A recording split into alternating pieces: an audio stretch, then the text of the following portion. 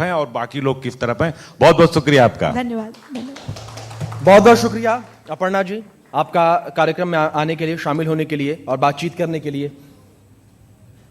अजीत जी, मैं आपसे रिक्वेस्ट करूंगा कि प्लीज आप मंच पर आएं।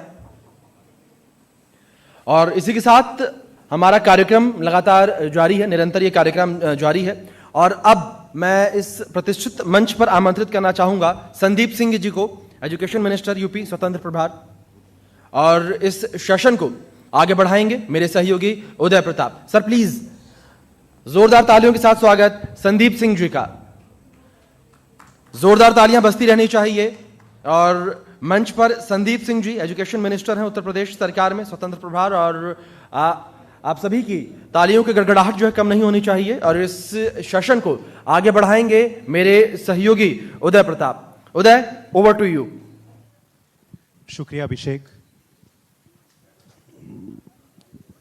नमस्कार, आप सबका दोबारा मैं स्वागत करता हूं। हमारे अगले सेशन की ओर हम अब बढ़ेंगे, जिसमें जुड़ रहे हैं अब उत्तर प्रदेश के बहुत ही होनहार और युवा मंत्री, स्वतंत्र प्रभार राज्य मंत्री हैं ये। बेसिक शिक्षा विभाग इनको की जिम्मेदारी दी गई है इनको मुख्यमंत्री द्वारा। और संदीप जी, बहुत बहुत शुक्रिया कि आज आप यहाँ आज आए और शौर्य सम्मान 2025 का ये जो आयोजन है उसमें आज आप पधारे। बहुत बहुत धन्यवाद उदय जी। आज ITV नेटवर्क्स के द्वारा शौर्य सम्मान 2025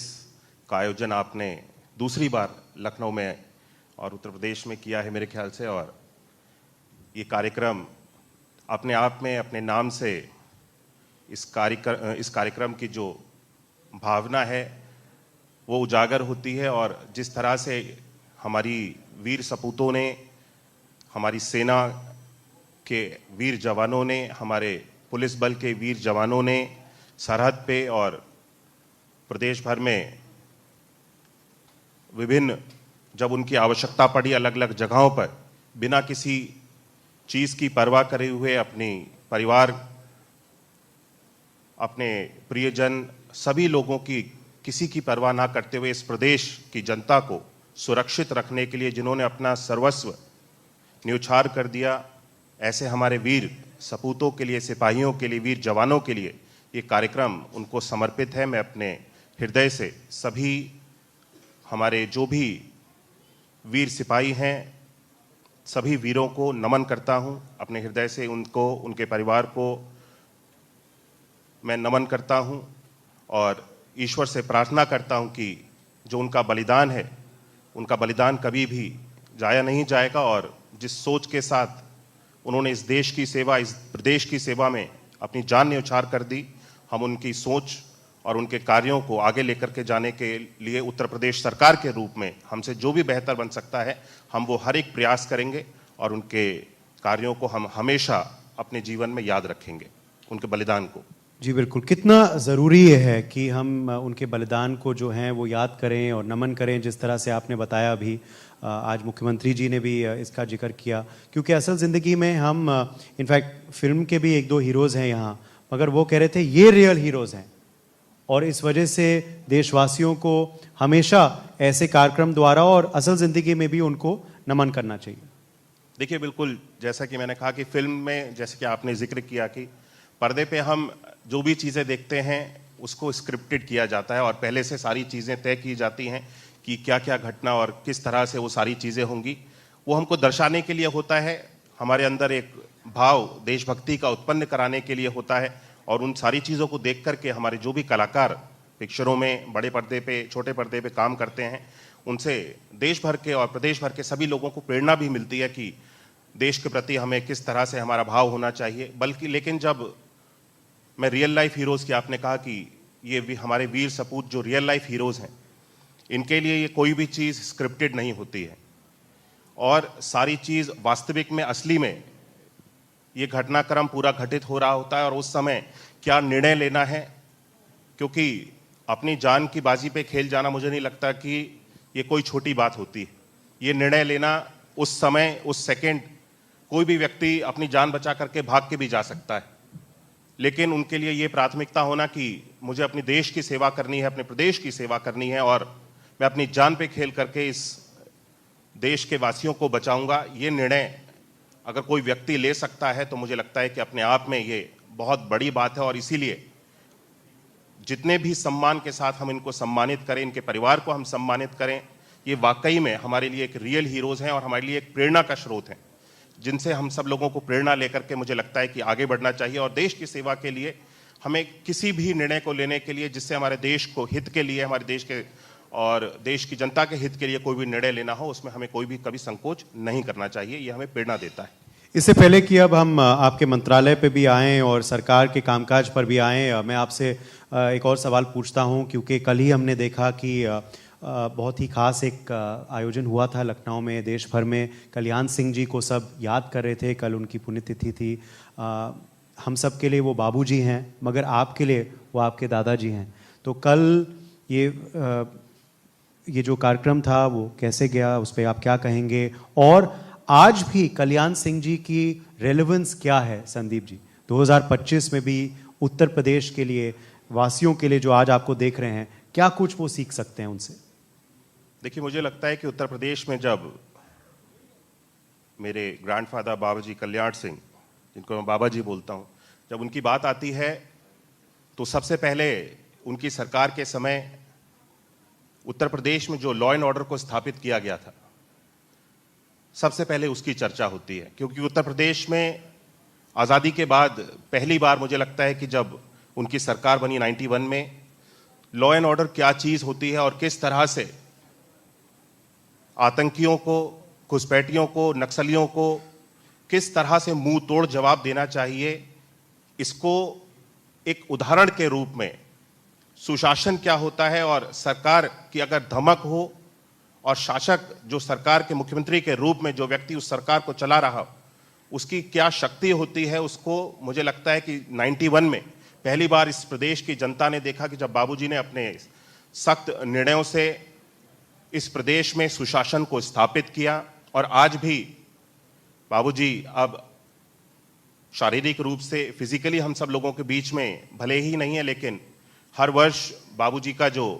5 जनवरी को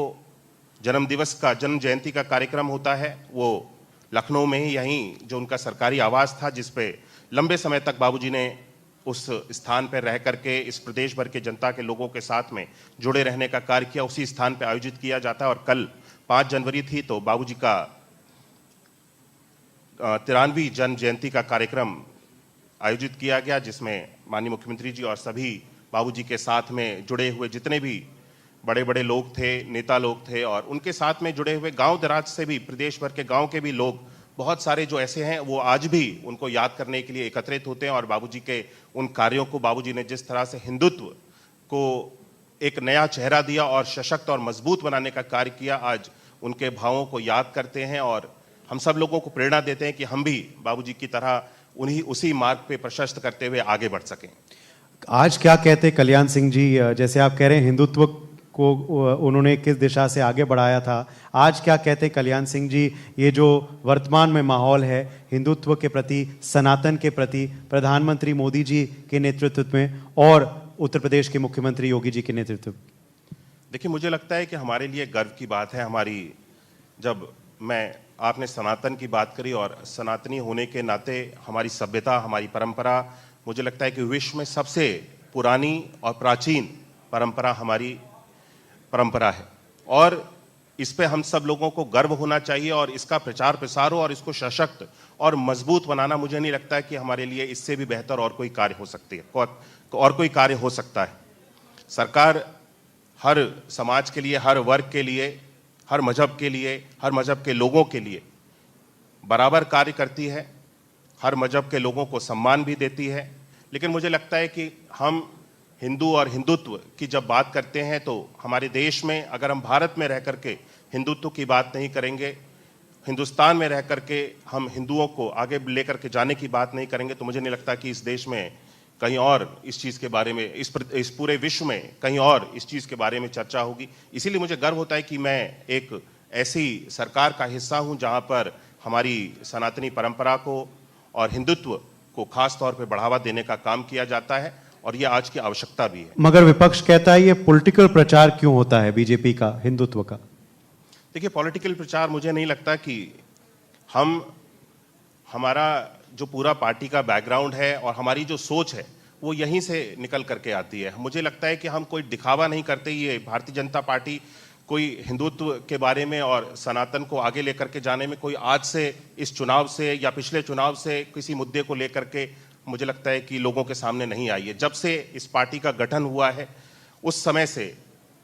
हमारी सोच, हमारी विचारधारा हमेशा से हिंदुत्व को आगे लेकर के जाने की थी और आज मुझे लगता है कि केंद्र में भी तीसरी बार हमारे प्रधानमंत्री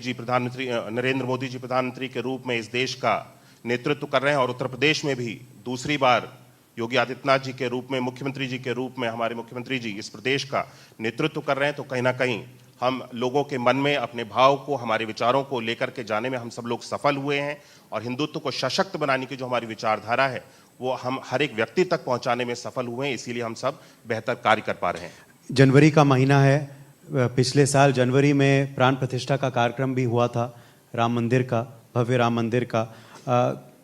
बहुत से लोग वहाँ उपस्थित भी थे। कुछ लोग भूल तो ज़रूर गए मगर बहुत लोग नहीं भूले कि कल्याण सिंह जी का क्या योगदान था। परिवारजन के नाते आप क्या कहेंगे जो लोगों ने कहा राम मंदिर प्राण प्रतिष्ठा के अवसर पर कल्याण सिंह जी के योगदान पर भी? देखिए, बाबूजी का तो आपने जब राम मंदिर की बात करी है तो उनका सपना था कि एक भव्य दिव्य राम मंदिर बन करके खड़ा हो, तैयार हो और उन्होंने अपने जीवन में बहुत सारे त्याग किए इस राम मंदिर को खड़ा करने के लिए। राम मंदिर की जो कल्पना थी इस विश्व की, इस दुनिया में कि भव्य राम मंदिर कैसा होना चाहिए, उसके पीछे मुझे लगता है कि बाबूजी का जो योगदान है वो एक बहुत बड़ा और अहम योगदान है। बाबूजी ने, जैसे कि आपने बात करी कि बाबूजी का जब एक सपना था कि राम मंदिर बने, बाबूजी ने जब मुख्यमंत्री थे उस समय जो जिस स्थान पे आज राम मंदिर बन करके हमारा खड़ा हुआ है वहाँ पे ढांचा को जो ढाया गया और जो उस समय की घटना हुई, उस घटना के समय बाबूजी उस प्रदेश के मुख्यमंत्री थे और घटना की पूरी जिम्मेदारी बाबूजी ने स्वयं अपने कंधों के ऊपर ली थी कि किसी भी व्यक्ति का कोई दोष नहीं है, किसी अधिकारी का कोई दोष नहीं है, किसी के ऊपर भी अगर कोई कार्रवाई करनी है तो किसी के ऊपर ना करके मेरे ऊपर ये कार्रवाई की जाए। उनके ये स्वयं के ये शब्द थे। वे गर्व करते थे कि मैं हिंदू हूं और मुझे हिंदुत्व को आगे बढ़ाने के लिए और प्रभु श्री राम के लिए अगर मुझे किसी भी हद तक जाकर के कोई कार्य करना पड़े या त्याग करना पड़े, उन्होंने वो त्याग को किया और अपने हद से भी जो भी वे कर सकते थे उस समय, मुझे लगता है कि उनके हाथ में जो भी चीजें होंगी उस समय उन्होंने वो हर एक वो निर्णय लिया कि हम हिंदुत्व को आगे लेकर के जा सकें और प्रभु श्री राम के मंदिर का मार्ग प्रशस्त कर सकें। और मुझे खुशी है कि बाबूजी के रहते हुए उनके जीवन काल में राम मंदिर की नींव रख दी गई। बाबूजी बहुत प्रसन्न थे क्योंकि उस समय कोविड का समय था और बाबूजी जाना अवश्य वहां पे चाहते थे उस स्थान पे जब वहां का भूमि पूजन हो रहा हो, लेकिन हम सब लोगों ने भी उनसे अनुरोध किया था कि स्वास्थ्य कारणों की वजह से कोविड का समय है, बाबूजी अगर घर पे ही रहेंगे तो ज़्यादा बेहतर होगा। लेकिन वो स्वयं बैठ करके टीवी में हर एक चीज़ को बाबूजी ने देखा और बड़े भावुक थे उस समय बाबूजी, जब हमारे प्रधानमंत्री जी राम मंदिर की जब नींव रखने का कार्यक्रम किया जा रहा था। और आज 2025 है और ये 2025 अपने आप में एक इतिहास को भी रचने वाला है। आने वाली इस 22 जनवरी को राम मंदिर के प्राण प्रतिष्ठान के, राम मंदिर में जब प्रभु श्री राम के प्राण प्रतिष्ठान हुए थे उसको 1 वर्ष पूर्ण होने जा रहा है और राम मंदिर भी अपना भव्य जो दिव्य जो उसका स्वरूप है वो पूरा लेता जा रहा है। और मुझे लगता है कि आने वाले समय में ये विश्व का सबसे ऐसा एक स्थान होगा जहाँ पे सबसे ज़्यादा श्रद्धालु जाकर के भगवान प्रभु श्री राम के प्रति अपने श्रद्धा भाव को अर्पित करने का जो शुभ कार्य है वो सब करेंगे। हम सब लोग मिल करके प्रभु श्री राम के प्रति जिस तरह से बाबूजी की जो आस्था थी, हम सब बाबूजी के उसी मार्ग पे और हम भी प्रभु श्री राम के प्रति उसी आस्था के साथ आगे बढ़ने का काम कर रहे हैं। जनवरी में एक और तारीख जो बेहद खास है जो आने वाली है वो 13 जनवरी को जो है महाकुंभ का पहला स्नान जो है वो होगा। महाकुंभ जो है वो 26 जनवरी तक इसका आयोजन किया जाएगा। उत्तर प्रदेश सरकार कितनी तैयार है भव्य तरीके से इसको करने के लिए। विश्व भर में शायद इतिहास इस बार महाकुंभ रचने वाला है। देखिए, ये जो कुंभ का आयोजन है, महाकुंभ का जो आयोजन है, ये अपने आप में एक ऐतिहासिक कार्यक्रम होने जा रहा है और इतिहास में इस कार्यक्रम को मुझे लगता है कि याद किया जाएगा, क्योंकि जिस तरह से उत्तर प्रदेश की सरकार ने इस दिव्य भव्य कुंभ की जो तैयारियां की हैं, हमने हर एक व्यक्ति जो इस कुंभ में जाकर के इस कुंभ का हिस्सा बनेगा, उसके लिए छोटी से छोटी चीजों की हमने व्यवस्था की है। और इस बार का जो हमारा कुंभ है, क्योंकि प्रधानमंत्री जी कहते हैं कि ये एक नया भारत है और डिजिटल इंडिया का उन्होंने हमेशा इसको आगे बढ़ाने की बात की है, तो जब डिजिटल इंडिया में एक नए भारत में जब हम कुंभ का आयोजन करने जा रहे हैं, तो कुंभ भी क्यों ना डिजिटल हो। तो इस बार इस कुंभ को भी हमने डिजिटल कुंभ के रूप में आगे बढ़ाने का कार्य किया है। कुंभ में हर एक छोटी से छोटी चीज को हम सब लोगों ने डिजिटली किस तरह से टेक्नोलॉजी का प्रयोग करते हुए उसको बेहतर किया जा सकता है, इन सारी चीज़ों पे हमारी सरकार ने ध्यान किया है। कुंभ की ऐप बनाई गई है, कुंभ में सुरक्षा के लिए AI का बहुत ज़्यादा इस्तेमाल किया गया है। और मुझे लगता है कि जब आपने कुंभ की बात करी और जब हर एक विभाग अपना कुंभ में योगदान दे रहा है, तो इस कुंभ में हमने शिक्षा के लिए भी मेरे बेसिक शिक्षा विभाग के द्वारा 5 परिषदीय विद्यालय दिव्य कुंभ योजना के अंतर्गत हमने कुंभ में भी लगाए हैं, जिस सेक्टर 1 में, सेक्टर 2 में, सेक्टर 7, 10 और 13 5 विद्यालय हमने कुंभ में लगाए हैं, जिसके माध्यम से वहाँ पे जितने भी श्रमिक हैं, लगभग 15,000 से अधिक श्रमिक जो वहाँ पे कुंभ की व्यवस्थाओं को बनाने के लिए कार्य कर रहे हैं, उनके बच्चों के लिए हमने इस व्यवस्था का भी ध्यान दिया कि जिस लंबे समय तक ये कुंभ की तैयारियां चल रही हैं, उस समय बच्चों की उनकी पढ़ाई किसी भी तरह से प्रभावित ना हो। तो उस कुंभ में हमने विद्यालयों को भी सारी सुविधाओं के साथ, ये विद्यालय कोई आम विद्यालय नहीं है, इसमें स्मार्ट क्लास, हर एक चीज़ बच्चों को जो लर्निंग बाय डूइंग, जितने भी प्रोग्राम्स हमारे डिपार्टमेंट के द्वारा चलाए जा रहे हैं, उस सारी सुविधाओं से युक्त इन स्मार्ट क्लासेस को, सुविधाओं से युक्त इन स्कूल्स को हम सब लोगों ने बना के तैयार किया है। 1000 तक बच्चे इन स्कूल्स में पढ़ेंगे और मुझे खुशी है कि लगभग 700 से 800 की संख्या में बच्चों वहाँ पे एनरोल्ड भी हो चुके हैं और जो कि प्रतिदिन वहाँ पे शिक्षा भी ग्रहण कर रहे हैं। आखिरी सवाल आपसे, आप ये मिडवे पॉइंट पे पहुंच रहे हैं, सरकार का यूपी में योगी 2.0 सरकार का हाफवे पॉइंट अब आने वाला है 2025 में ही, 2027 में दोबारा चुनाव होंगे। कितना काम हो पाया है आपके द्वारा, आपके विभाग में, बहुत ही अहम विभाग आपको दिया गया था बेसिक शिक्षा का, कितना आप कर पाए हैं, आगे का लक्ष्य क्या है, कितना बच गया है, चुनौतियां क्या रही हैं? देखिए, मुझे लगता है कि एजुकेशन एक ऐसा सेक्टर है जिसमें इस सरकार में 2017 में जब से हमारी सरकार बनी, इस पे बहुत ज़्यादा फोकस किया गया और बुनियादी बदलाव इस सेक्टर में लेकर के आए गए। खास तौर से जब मैं एजुकेशन के और प्राइमरी स्कूल्स के और परिषदीय विद्यालयों की जब मैं बात करता हूं, तो उत्तर प्रदेश में परिषदीय विद्यालयों की क्या स्थिति थी, ये हम सब लोगों ने 2017 से पहले देखा है। परिषदीय विद्यालयों के एजुकेशन सिस्टम के ऊपर, पठन पाठन के कार्यों के ऊपर, उनके तौर तरीकों के ऊपर किसी को भी प्रदेश की जनता को विश्वास नहीं था। वहाँ पे बच्चों को केवल, क्योंकि गरीब वर्ग के बच्चे, असहाय वर्ग के बच्चे ही हमारे परिषदीय विद्यालयों में पढ़ने के लिए आते हैं और उनके परिवार के बच्चे जब वहाँ पढ़ने के लिए जाते हैं तो किसी भी तरह की उनको सुविधाओं के ऊपर ध्यान नहीं दिया जाता था। बच्चे केवल नाम के लिए एनरोल किए जाते थे और विद्यालयों में टीचर्स के नाम पे एडॉक टीचर्स, स्वयं टीचर्स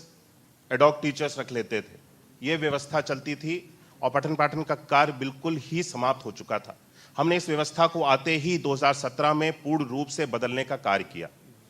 ऑपरेशन कायाकल्प को चलाया गया, टीचर्स की उपस्थिति को सुनिश्चित किया गया, बच्चों की पठन पाठन के लिए, पढ़ाई के लिए बच्चों की यूनिफॉर्म्स को हम सब लोगों ने दोबारा से रीडिज़ाइन किया, बच्चों के करिकुलम को हम सब लोगों ने रीडिज़ाइन किया। और बल्कि मुझे बताते हुए खुशी है कि आज हमारे परिषदीय विद्यालयों में हमने NCERT के करिकुलम को लागू कर दिया है, ताकि हमारे परिषदीय विद्यालयों में जो गरीब वर्ग से बच्चे आते हैं पढ़ने के लिए, किसी भी तरह का हमारा फोकस है, हमारी प्राथमिकता है कि बच्चों के जीवन पे, बच्चों के भविष्य के साथ में किसी को भी खिलवाड़ करने का कोई अधिकार नहीं है। और जब हम शिक्षा की समानता का बात करते हैं, तो जो कॉन्वेंट स्कूल्स में या किसी भी बड़े बड़े स्कूल्स में, अच्छे अच्छे स्कूल, जो वही शिक्षा, वही किताबों का, वही करिकुलम हमारे प्राइमरी स्कूल में भी बच्चों को पढ़ना चाहिए, मेरा ऐसा मानना है। और इसीलिए हमने सेम करिकुलम हर एक स्कूल में बच्चों को शिक्षा की समानता का जो अधिकार है वो देते हुए NCERT का करिकुलम भी लागू किया है। जी। हमने अपने स्कूल्स में स्मार्ट क्लासेस को बना करके लगा करके चालू किया है। लर्निंग बाय डूइंग के भी कार्यक्रम हम सब लोगों ने बच्चों के लिए, क्योंकि बच्चे जब छोटी अवस्था में होते हैं तो बच्चे काफ़ी सारे अपने करियर को उसी समय जिस भी क्षेत्र में बच्चों की रुचि होती है उसको तभी चुन लेते हैं। तो हमने लर्निंग बाय डूइंग्स के, जिसमें बच्चे अलग अलग ट्रेड्स में जा कर के, कोई कारपेंट्री हो या इलेक्ट्रीशियन हो, किसी भी तरह के ट्रेड्स में जाके बच्चे उस समय में अपने स्कूल में भी अपने टूल्स के बारे में समझें, सारी चीज़ों के बारे में समझें। इस तरह के हम सब लोगों ने प्रोग्राम्स को बना करके इंट्रोड्यूस किया है, जिससे मुझे लगता है कि आने वाले भविष्य में हमारी ये जो नई पीढ़ी है, इस नए भारत के लिए हम जो भी अपनी तरफ से योगदान दे सकते हैं उसको योगदान देने में अपना एक सशक्त और महत्वपूर्ण रोल निभाने का काम करेगी। और मुझे बताते हुए खुशी है कि हमारे पास पढ़ रहे लगभग 1,70,00,000 से अधिक हमारे पास छात्र हैं, जिनके लिए हम हर एक सुविधा को मुहैया कराते हैं। डीबीटी के माध्यम से हर एक बच्चे तक 1200 रुपए की धनराशि को हम सब लोग भेजने का काम करते हैं, जिसके माध्यम से बच्चे अपने स्टेशनरी, कॉपी, किताब, बुक्स, बैग, ये सारी चीज़ों को बच्चे स्वयं अपने उनके अभिभावक उनको क्रय करके दे सकते हैं। हर एक बच्चे को बिना किसी भेदभाव के और बिना किसी एक भी रुपए के भ्रष्टाचार के इस व्यवस्था को हमने बना करके लागू किया है कि पूरा पैसा जो बच्चे के हक का है वो बच्चे तक पहुंचे। ऐसे विभिन्न हम लोगों ने बुनियादी बदलाव किए। मुझे लगता है कि शिक्षा का क्षेत्र, हम जितनी भी बात करें शिक्षा के क्षेत्र में, मुझे लगता है कि कम होगा। जो हमारी सरकार ने